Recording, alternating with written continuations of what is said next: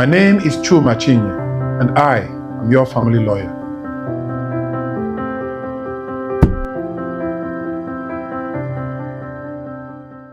It's a new day, and I'm glad to welcome you to today's episode of Your Family Lawyer, the podcast where we explore the legal aspects of family life and bring you real life stories behind family, business, and legacy in Nigeria.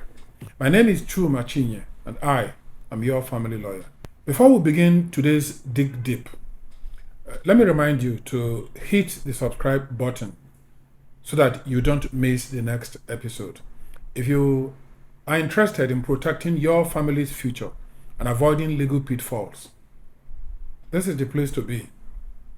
Give us a call today or send us a message, and let's help you to fashion a way to happiness, fulfillment now and in the hereafter.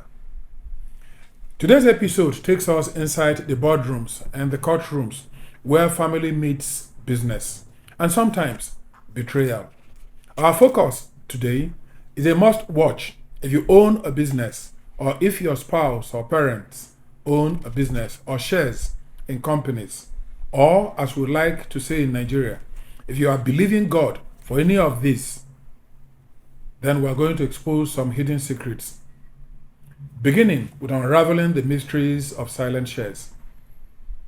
Silent shares?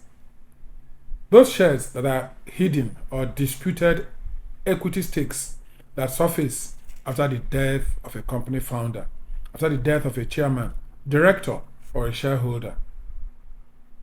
We'll unpack the legal framework governing shares and succession in Nigerian companies and explain to you how best to protect your shares and cause them to transition and live on after you.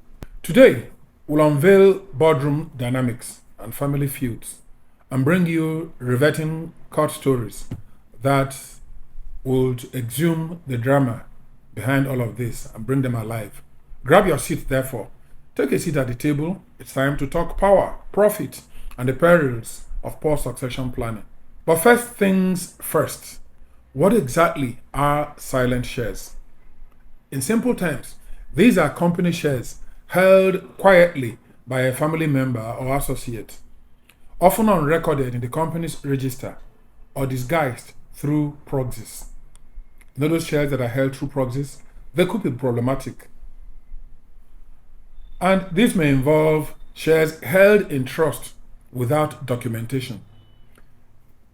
There could be beneficial ownership concealed behind nominees or sometimes unissued shares promised verbally by way of a gentleman's agreement. The problem? Upon death, families sometimes discover discrepancies between the deceased's actual assets and what appears in the records of the Corporate Affairs Commission. And the endless game of long knives begin. In all of this, the relevant law is the Companies and Allied Matters Act of 2020. With that law at the back of our minds, let us now discuss and address the all-important questions. When a shareholder dies, what happens to their shares? The legal pathways for proper answer to this question can be found in sections 320 to 322 of the Companies and the Allied Matters Act. Having said so, let me attempt to summarize and simplify these sections in ordinary and easy to understand language. Shares form part of a deceased estate. The personal representatives, that is to say, the executor of a will, the administrator of an estate where there is no will, become entitled to register the transmission of the shares upon the shareholder's death. But board approvals may be required for private companies. Of course, this is subject to the provisions of the Articles of Association of the company.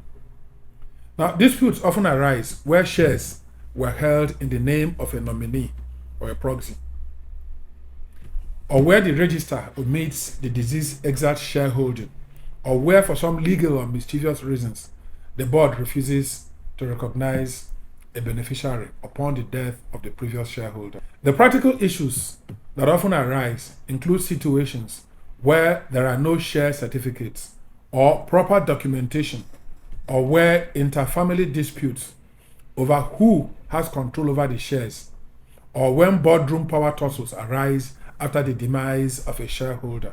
The critical doctrine that is enabling in all of this is that he who asserts ownership of shares must prove it. Mere possession of a share certificate isn't always enough when disputes arise.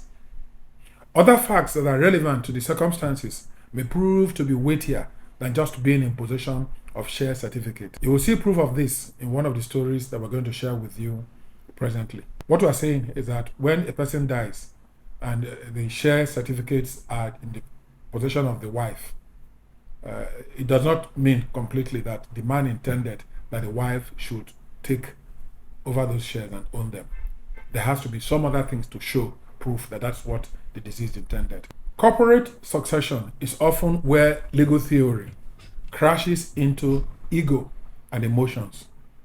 And the common dynamics include stepchildren or estranged heirs, estranged wives, that is spouses, wives or husbands, being sidelined by loyal aides, or second wives or influential paramours controlling company decisions, or executors clashing with directors over voting power or access to company records, or where directors issue fresh shares to dilute the estate's influence, that is, to dilute the influence of the estate of the person who has died. This is a bit common and unsavory. It's an unethical practice, but it does occur. But let me just quickly take a few steps back and say that paramour means side chick.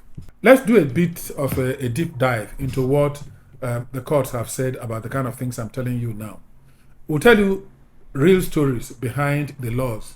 We'll tell you 3 powerful stories arising from court battles that reveal the secrets of silent shares. Until then, stay informed and be empowered. And please, by all means, be good to your family. My name is Chu Machinye, and I am your family lawyer.